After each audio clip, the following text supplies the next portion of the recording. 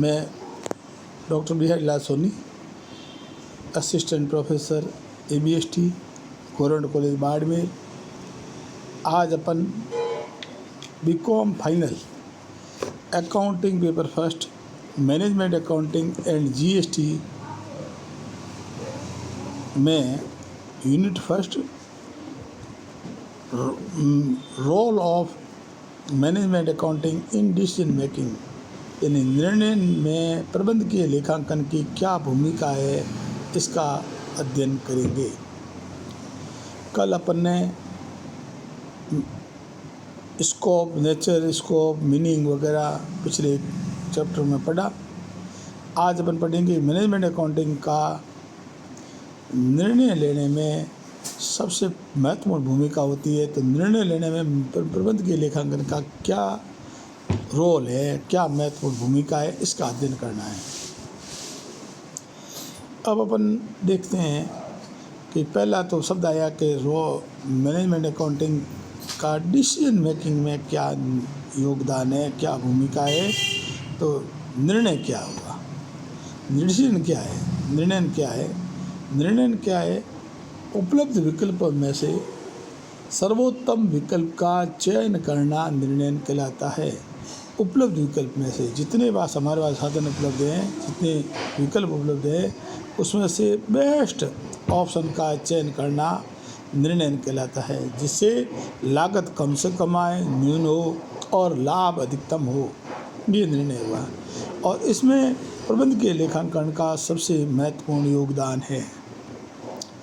यानी उपलब्ध विकल्प में से सर्वोत्तम विकल्प का चयन करना ही निर्णय है, जिससे लागत न्यूनतम हो और लाभ अधिकतम हो। अब प्रबंधकीय लेखांकन में की भूमिका निर्णय में कैसे होती है, इसको हम निम्न बिंदुओं से अध्ययन करेंगे। निम्न बिंदुओं के आधार पर अध्ययन करेंगे। पहला है आय निर्धारण। आय निर्धारण, इनकम डिटर्मिनेशन।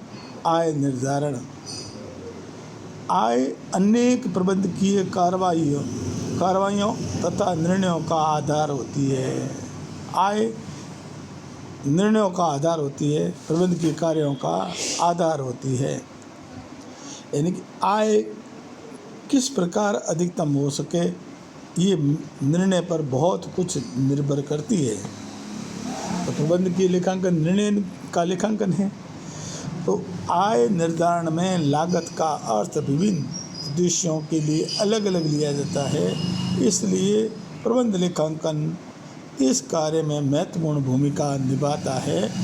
इसमें आय निर्धारण में प्रबंध का महत्वपूर्ण योगदान है, क्योंकि आय निर्णय पर आधारित है। अब अपन दूसरा बात करें, पॉइंट नंबर 2 पे आते हैं। सामान्य व्यावसायिक नीतियों का निर्धारण। सामान्य व्यावसायिक नीतियों का निर्धारण, एस्टैब्लिशिंग जनरल बिजनेस पॉलिसी। सामान्य व्यापार की क्या पॉलिसी रहेगी, तो पॉलिसी का निर्धारण करना भी प्रबंधकीय लेखांकन का सबसे बड़ा रोल है, सबसे बड़ा कार्य है। यानी कि व्यवसायिक नीति बनाने में किस ग्राहकों को कौन सी सुविधा देनी, कितना डिस्काउंट देना, नहीं देना, कितने की छूट देनी है, कितना पैसा कलेक्शन अवधि रखनी चाहिए, सब कब माल खरीदें, कब बंद करें, कौन सा माल बनाएं, कौन सा, सब कोई भी पॉलिसी किससे खरीदा जाए, कहाँ से खरीदा जाए, जो भी व्यावसायिक नीति अपनाई जाती है, वो नीतियाँ बनाना प्रबंध के लेखांकन के अंदर ही आता है। पॉइंट नंबर 3, मूल्य नीतियों का निर्धारण। यानी कोई वस्तु प्रोडक्ट तो बना दी, लेकिन उसका मूल्य कितना रखना, ये भी प्रबंध के लेखांकन के अंदर ही दिखाया जाता है कि मूल्य, प्राइस वस्तु की कितनी रखे, कि उसकी कॉस्ट कितना हो प्लस प्रॉफिट कितनी और बटा नंबर ऑफ यूनिट, एक वस्तु की प्राइस। अब प्राइस में अपन देखें, घरेलू बाज़ार में कितनी प्राइस रखनी चाहिए, विदेशी में कितनी प्राइस रखनी चाहिए, कंपटीशन कैसा है, सब के आधार पर कैसे करें व्यापार बढ़ जाए, मैक्सिमम लाभ हो जाए। तो सबके लिए प्राइसिंग डिसीजन में प्रबंध के लेखांकन एक महत्वपूर्ण भूमिका निभाता है। अब अपन नेक्स्ट टर्न पे चलते हैं। मात्रा नीतियों का निर्धारण। मात्रा नीतियों का निर्धारण determining price, determining volume policy. मात्रा, मूल्य के बाद में आया मात्रा। मात्रा निर्धारण ये कहता है कि वस्तु के विक्रय की मात्रा कितनी रखनी है, कितनी मात्रा में उत्पादन करें। ऐसे नहीं कि मांग से अधिक उत्पादन करे तो उत्पादन बेकार रहेगा, मांग से कम जाएगा तो ग्राहकों को पूर्ति नहीं होगी तो समय पे पूर्ति नहीं होगी तो विपरीत प्रभाव पड़ेगा, ख्याति विपरीत प्रभाव पड़ेगा। अपने ग्राहकों को ऑर्डर ले लिए, टाइम पे माल नहीं बना के दिया तो माल अधिक भी नहीं बने, कम भी नहीं हो। कितना माल बनाया जाए, कितनी वॉल्यूम कम ना मात्रा में माल बनाया जाए, उत्पादन किया जाए, ये भी प्रबंधकीय लेखांकन का एक कार्य है और ये महत्वपूर्ण भूमिका भी है। तो पॉइंट नंबर 4 हुआ मात्रा नीतियों का निर्धारण। मात्रा नीतियों का निर्धारण।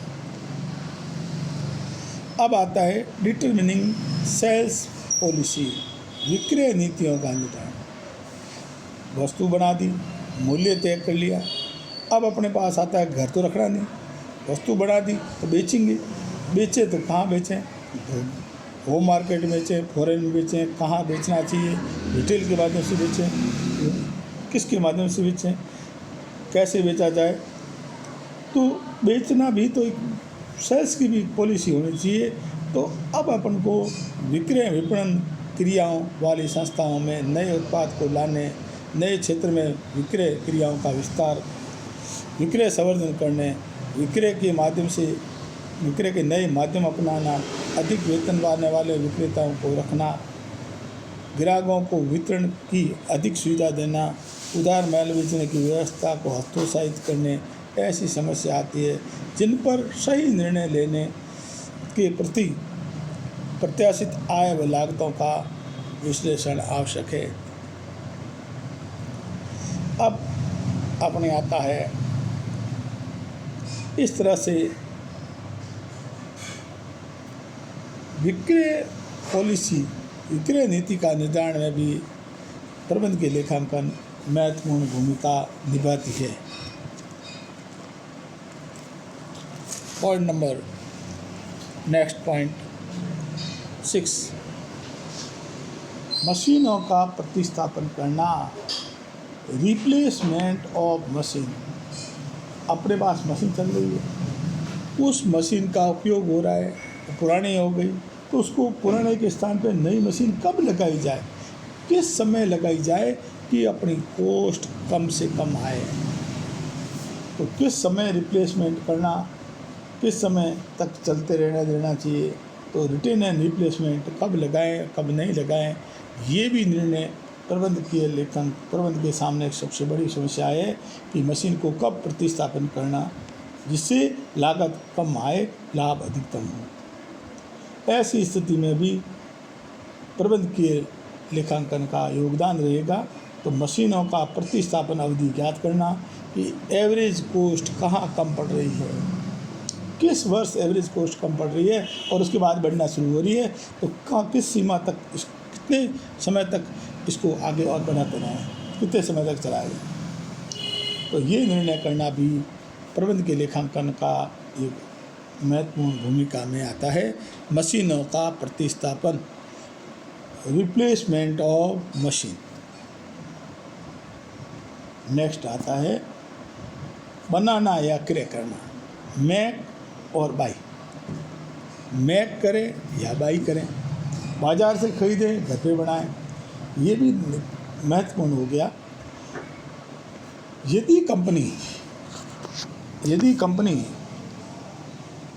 ऑलरेडी पहले से ही प्रोडक्ट बना रही है और अब उसको बाई करने का निश्चय ले, तो वेरिएबल कॉस्ट की तुलना बाज़ार मूल्य से करेंगे कि हमारी उत्पादन की वेरिएबल कॉस्ट कितनी आ रही है और बाज़ार में क्रय मूल्य कितना है, बाज़ार में लेने जाए तो कितने में बढ़ेगी। तो दोनों में जो कम हो वो निर्णय सही है।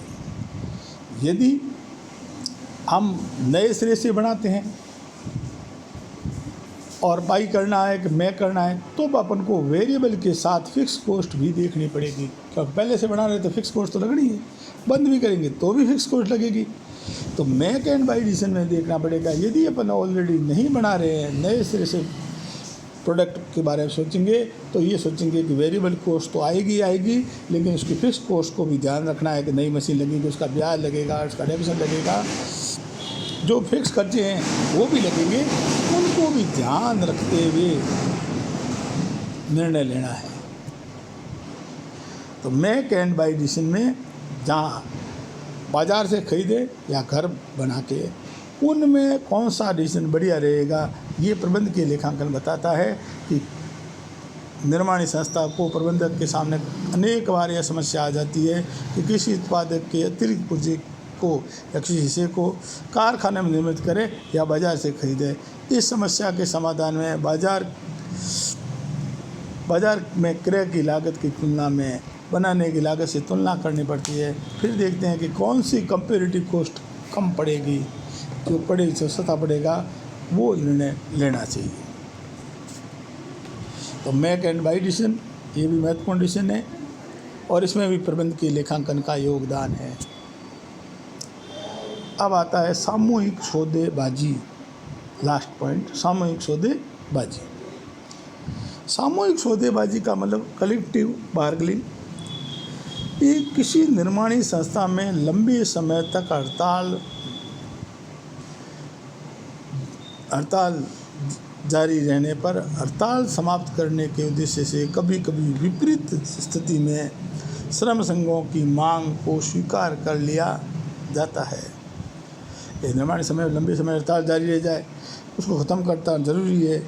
अब बार्गेनिंग श्रम संघों की मांग को स्वीकार किया जाता है। ऐसी स्थिति में यदि अतिरिक्त लाभ मिलता है तब लागतों में बचत और विश्लेषण लाभप्रद होता है। इन दोनों परिस्थितियों में प्रबंध लेखांकन सामूहिक सौदेबाजी का औचित्य सिद्ध करना प्रबंध को उचित निर्णय देने में सहायक होता है कि कब बार्गेनिंग करनी, कब नहीं करनी, किस प्रकार विपरीत प्रभाव तो नहीं पड़े। ये सब प्रबंध के लेखांकन बताता है। उपरोक्त बिंदुओं की व्याख्या से स्पष्ट होता है कि निर्णय में प्रबंध लेखांकन की भूमिका महत्वपूर्ण होती है। आज अपन ने क्या टॉपिक पढ़ा कि निर्णय में प्रबंध लेखांकन की भूमिका, role of management accounting in decision making. Decision making में अकाउंटेंसी का क्या रोल है, क्या लाभ है, क्या काम है उनका। तो अपन ने उसको क्या पढ़ा, हमने पढ़ा कि भाई पहला तो ये पढ़ा कि निर्णय है क्या, कि निर्णय क्या है, उपलब्ध विकल्पों में से सर्वोत्तम विकल्प का चयन करना ही निर्णय है, जिससे लागत कम से कम हो और लाभ अधिकतम हो, ये निर्णय है। अब इसकी भूमिका को विभिन्न बिंदुओं से अध्ययन किया। विभिन्न बिंदुओं को एक बार वापस रिपीट करते हैं। पहला बिंदु था आय का निर्धारण भी महत्वपूर्ण प्रबंध के लेखांकन का योगदान है। आय का निर्धारण, सामान्य व्यावसायिक नीतियों का निर्धारण, पॉलिसी बनाने में, जनरल पॉलिसी बनाने में, मूल्य नीतियों का निर्धारण, प्राइस क्या रखनी है, उसका वैल्यू, प्राइस कितनी रखी जाए, ये भी प्रबंध के लेखांकन का एक कार्य है, भूमिका है। कितनी मात्रा नीतियों का निर्धारण, मतलब कितनी मात्रा में उत्पादन किया जाए, ये भी है। अधिक नहीं भी हो, मांग से कम भी नहीं हो, मांग से ज़्यादा भी नहीं हो। फिर विक्रय की नीतियाँ, सेल करनी, सेल की भी पॉलिसी अपनानी कि सेल कैसे की जाए, किस क्षेत्र में की जाए, कहाँ करनी, कैसे करनी, सेल पॉलिसी, विक्रय नीतियों का निर्धारण। फिर है मशीनों का प्रतिस्थापन, यानी मशीन कब लगानी, कब नहीं लगानी, कब रिप्लेसमेंट करना, किस वर्ष नहीं करना, ये भी है। फिर आता है बनाना और क्रय करना, मार्केट में माल बनाया जाए या मैक करें या बाई करें। मैक करें तो कब मैक करना चाहिए। यदि पहले से ऑलरेडी बना रहे हैं तो वेरिएबल कॉस्ट की तुलना बाजार मूल्य से करेंगे, दोनों में जो कम होगा वो निर्णय रहेगा। यदि नए सिरे से वस्तु बनाने हैं तो टोटल कॉस्ट की तुलना बाजार मूल्य से की जाएगी, जिसमें लागत कम आएगी, वो निर्णय सही है। सामूहिक सौदाबाजी करनी हो, इसका निर्णय में भी प्रबंधकीय लेखांकन महत्वपूर्ण योगदान देता है। इस प्रकार आज अपन ने इन बिंदुओं की व्याख्या से हमको ये लगा कि प्रबंधकीय लेखांकन निर्णय में महत्वपूर्ण भूमिका निभाता है। इन पॉइंट को अच्छी तरह से कॉपी में नोट कर लो, याद कर लो, परीक्षा के पॉइंट ऑफ से भी नोट्स काम आ जाएंगे। ठीक है, इसको सेव कर दो। धन्यवाद।